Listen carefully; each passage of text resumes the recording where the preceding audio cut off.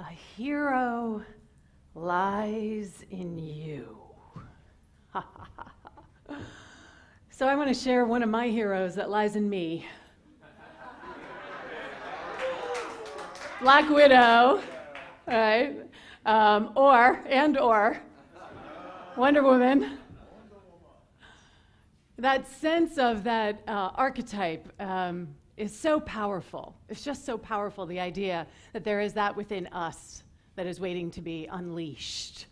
There is that within us that is that powerful. And last week and this week this is the second part of my series on the great work of your life. And this phenomenal book by Stephen Cope is about how you go about unleashing that which is your greatest potential. How you go about, and he calls it your true calling. And how he is illuminating that is with stories of people who we know who are famous in the world, and with stories or who are people who are just everyday, and how they go about fully living into the truth of who they are. So he spends a lot of time using as the sacred text that he's orienting this story around is with the Bhagavad Gita. And the Bhagavad Gita translates into story of the spirit. And what I love about that is that we here in Unity love to do metaphysical interpretations of sacred wisdom texts. That's what we do here. That's what we believe in, that there is a story of our own soul's unfoldment that is revealing itself through the Judeo-Christian wisdom teachings, through all of these sacred texts. It is the story of our spirit revealing itself powerfully, magnificently. So what Stephen Cope would call your Dharma self, we would call your Christ Buddha self. It is all in the same realm of unleashing and unveiling, revealing the truth of who we actually are. And the word that Stephen Cope uses is Dharma. Dharma. Now, there are thousands of translations of this word. But the way he defines it and the way we're defining it for this talk, as well as for the class that I'm going to be teaching, is this idea that it's your essential nature. And it's everything about you. It's not just the things you like. It's not just the things you're really comfortable with that you're willing to show to the world. It includes all those things that are sort of idiosyncratically you. That is part of your essential nature. And it is also your divine calling. It is the thing that you alone are here to be and to do, that no one else can be or do. It is the thing that you have to reveal fully in time and in space. And ultimately, Dharma is truth. It is the truth of who you are. Now, it's a little confusing because even in the book, the way he talks about Dharma is that Dharma is your divine most essential nature, and simultaneously, Dharma is the path that you activate your divine essential nature through. Right, can you feel that? It's both of those things. It is essentially who you are, and it is also the way that you activate who you are, so that it actually shows up in this manifest realm. So Arjuna is the hero of the Bhagavad Gita. Arjuna is with his charioteer, who he has no idea is Krishna. This I love. How many of us are operating like this? We think we're driving the chariot, and it's really not us that's in charge. It's the Krishna that we are. It is the divinity that we are that's actually in charge. And there is a major battle looming. And in that battle, there are the forces of seeming darkness and seeming light, but Arjuna's not really sure what should I choose, which way, whose side should I be on? Anybody in here relate to that experience of like, I just don't know what to do right now? The consequences of any choice that I make are going to have reverberations down the road. And what Arjuna gets struck with is what in the yogic tradition they call the invisible affliction. And that is doubt. It is this affliction that is insidious. It touches us in so many ways. and yet we're sometimes completely unaware that we are caught. Now, we're not talking about doubt like skepticism. We're talking about doubt that like paralyzes you, where you're literally sort of stuck between two opposing choices. They seem to be opposing. And in that moment, you do not know what to do. And what happens to so many of us is that we tend to sit there in that not knowing. Stephen Cope describes it as taking out your chair and having a seat in the crossroads. And when we take a seat in the crossroads, we start to forget that there's actually a crossroads.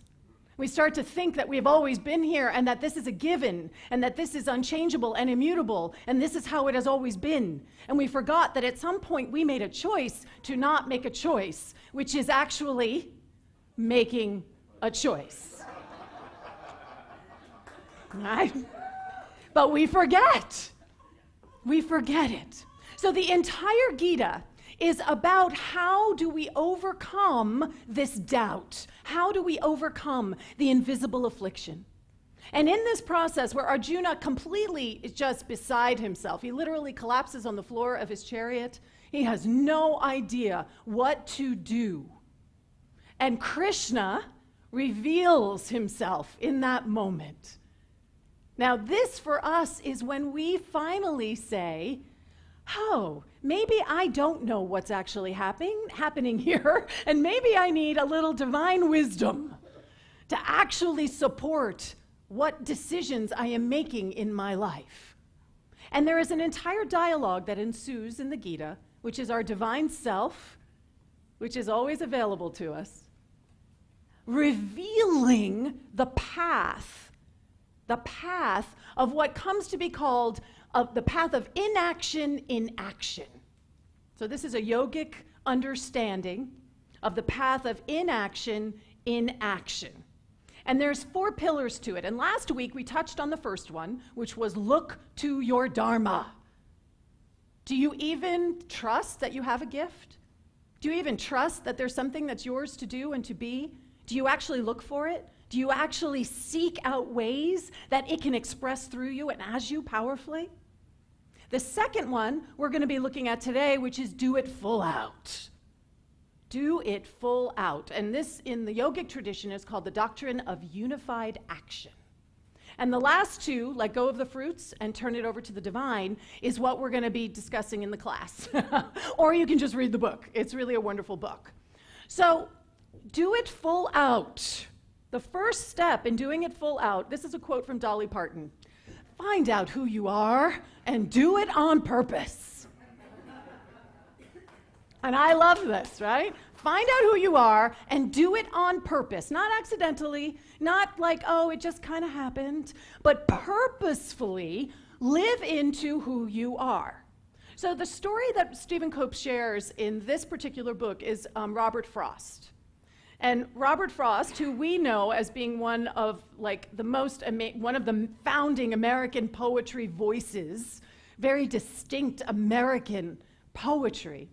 When he first started out writing his poetry, a very well-meaning mentor stepped forward and said, you know, you have some talent, but your language is too elevated.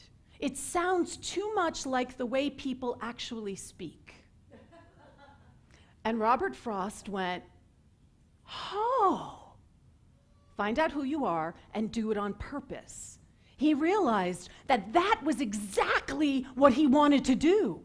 He wanted to capture the voice of the everyday person. He wanted to capture the sound of the American language spoken by people in their day-to-day. And so he stopped calling his poems poems. He started calling them talk songs.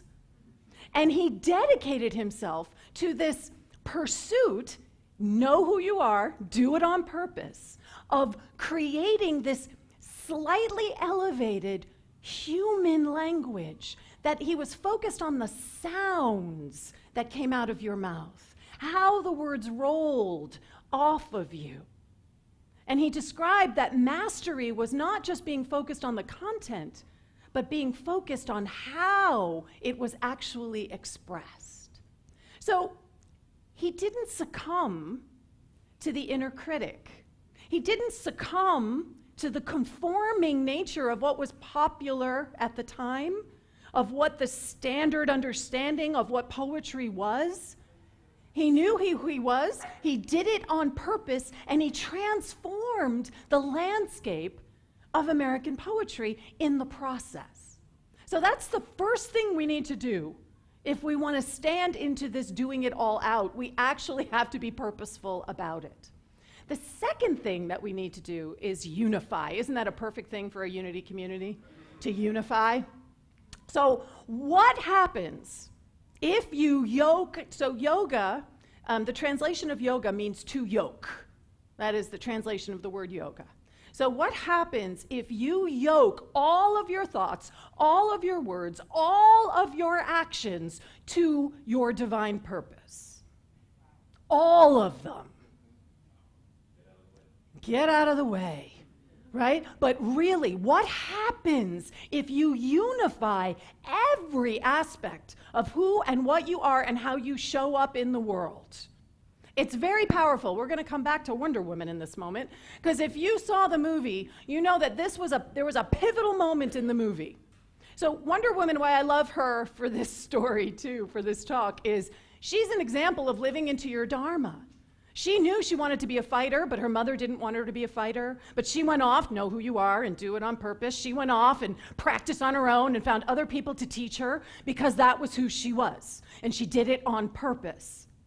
And yet, when she comes out into, quote unquote, the real world, she is spending a lot of time listening to other people. Oh, no, we don't do it that way. Oh, no, this is how things operate. Oh, no, we can't do anything about that. We just need to sit and wait. And finally, she has this moment where she just says, I am not waiting anymore. I am going to unify what I know I'm being called to do with my actions. And she leaps out of the trench, thank you. She leaps out of the trench directly into the machine gun fire, and it's this wonderful montage of her running through the machine and holding her shield, and of course she manages to take out the nest, the machine gun nest. This is what happens when we unify our thoughts and our behaviors. We look like her. We get to show up like her. We have that kind of intensity. We have that kind of energy. And in that commitment, anything is possible. Anything becomes possible when we are fully aligned. Because what it means is that we are totally focused on what our true calling is. So Arjuna is this archer. And what I love to think about for myself is this idea, and if you know Zen and the art of archery, that you are Arjuna, because we're all Arjuna, and we also become the arrow, and we also become the target. We become all of those things simultaneously, and it asks us to focus, because we know in this teaching that what we place our attention on grows in consciousness. And if you are placing your attention on this and this and this and this and this and this and this and this and this and this, oh, that again, and this and this and this and this, oh, and that again, all of that is trying to grow in consciousness. And what you end up with is the fact that you're diluting your dharma. You're dissipating the energy that is possible for you to be able to live into more fully. So what it asks of us, which is very familiar to us here in Unity, is that we step into what I call the ecstatic yes. We have to step into the yes. Yes, I'm going to step forward. Yes, I'm going to listen to what is mine to do. Yes, I'm going to be purposeful about it. We have to embrace that, and we are so good at that, right? I am whole. I am love. I am grace. I step out today. I mean, we are grounded in affirmations and that ecstatic yes. But what we have to do at the same time is anchor what I call, and Emma Curtis Hopkins calls, the emphatic no. Are you saying no to the things that are diluting, denying, dissipating your dharma? In order for us to truly stand in the ecstatic yes, we have to just as firmly stand in the emphatic no.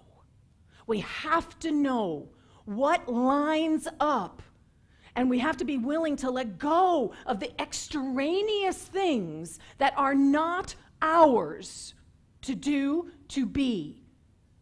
This is what it means to unify ourselves. And we struggle with this. We struggle. I know I struggle with it. That sense that somehow if I say no to something, and I love Robert Frost, two roads diverged in the wood, one of them is literally going away. It's gone. It's not going to come back around again. We are saying no to something, and it means that our choices get clearer. And that can be very uncomfortable. Very uncomfortable. Because then we are becoming the arrow. We are becoming a guided missile of our own life. So Susan B. Anthony is the person that we read about in the book that has to do with this idea of unifying. And this woman used to be vilified. She would go out and she would lecture and she would speak and she would talk and she would tour, and there would be men in the audience who would just come at her with all kinds of vitriol. And she was famous for being able to just stand there and calmly respond to whatever it was that they were throwing at her. And that would make them even more furious. And they would get even more agitated, and she would just be calm. She was famous for her capacity to just be present and clear and on top of what she knew. And how she described it was, the important thing is to forget self. The important thing is to forget self. They're not talking to, they may think they're talking to me, but they're not really talking to me. They are a product of this system that is unequal. They are struggling with that. This isn't about me. This is about something so much bigger than me. And because she was able to let go of the ego, that it was supposed to look a certain way or be a certain way, or she was supposed to look a certain way or be a certain way, she was able to stay grounded in that larger understanding of her dharma. She said, I pray every single day of my life, not on my knees, but with my work. My prayer is to lift women to equality with men. Work and worship are one with me. That is what it means to unify. Work, worship, life, play, every element of your life, nothing outside of itself, nothing living separate off over here in this little corner, everything brought online together, that they are all one with you. That is what is trying to reveal itself as your life. That clarity of intentionality. And then the third step. So we have know who you are, do it on purpose. Unify your thoughts, your actions, your belief, bring it all in alignment. And then you gotta practice. You have to practice it deliberately. Deliberate practice. So the person that he talks about in this is Corot, the French landscape artist. And what he talks about is how Corot was seen to be sort of the genius of his time. And it wasn't just because he was gifted or had talent, which he did in spades. This was his dharma. But it was also because he would spend 4 hours every morning working on how to create the light reflecting off of the landscapes that he was seeing exactly the way he wanted to see them on his canvases. 4 hours every day. He deliberately practiced. So I found this Dilbert cartoon, which cracked me up. So studies show it takes 10,000 hours of practice to be great at anything, which is true. They have shown that it takes 10,000 hours of practice to master something. That is why it is called a life's work, right? It is a life's work. And I love this. Dilbert says, I would think a willingness to practice the same thing for 10,000 hours is a mental disorder. And he says, that makes me feel better about my mediocrity. You're welcome. So if it was really true that in those 10,000 hours of deliberate practice that you were actually doing this exact same thing over and over and over again, I can line up with the fact that that might be a sign that there's something else going on. But the truth of deliberate practice is that it's always growing and evolving. There's always something new arising. There's always some new insight that you have gleaned about what is yours to do, about how it looks, about how it's supposed to show up. There's always something being added into the process because we are whole, complete, full of who we are right now. We don't need to get this from anywhere else. We are talking about a process of revelation. We are talking about a process of revealing who and what we are.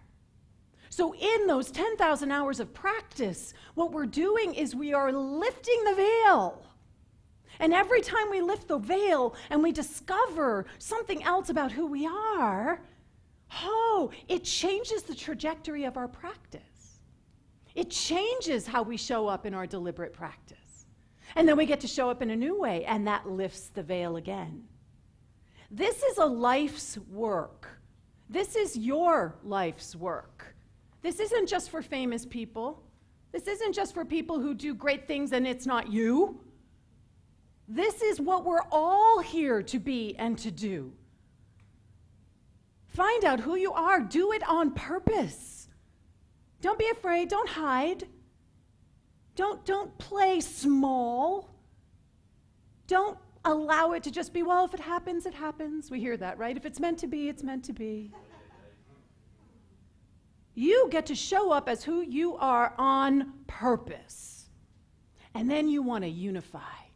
You want everything in your life to support and anchor what it is that you are here to do and to be. And then you got to practice deliberately. You got to practice it and practice it and practice it and practice it. You have to take yourself out of your comfort zone over and over and over again. That is how we achieve mastery. And the mastery is over our own self. That is what we're achieving mastery of, our own self, and not the small self, but the capital S self. We're all Arjuna. Arjuna is the hero of this story. Wonder Woman seems to be born with special powers, a child of the gods. Guess what? So are you. So are you. This idea of Dharma is not just for those who are quote unquote famous and great and, oh, they're out there somewhere and that's not who I am. They're not just there as inspiration. They're there to model something for you so that you can then step into it actively yourself. And the inaction in action means that your egoic understanding of who you are becomes inactive. And what shows up is the divinity that you are in action. So here's my questions for you. We're going to step into meditation in just a minute or two. But this is my invitation for you, and the class is really going to focus on this. Where are you holding back? Where are you not all in? Where are you playing it safe? Where are you somehow thinking that, oh, I have to have this little reserve? Whatever that reserve is, a reserve of time or talent or money or focus or whatever that is. Where are you holding back from being all in, doing it all out? Where are you diluting and denying your Dharma? Where are you making choices? And that can be as small as I took that second chocolate chip cookie, right? Where I am diluting the power of my Dharma, which is to lead a healthy, whole, right, life.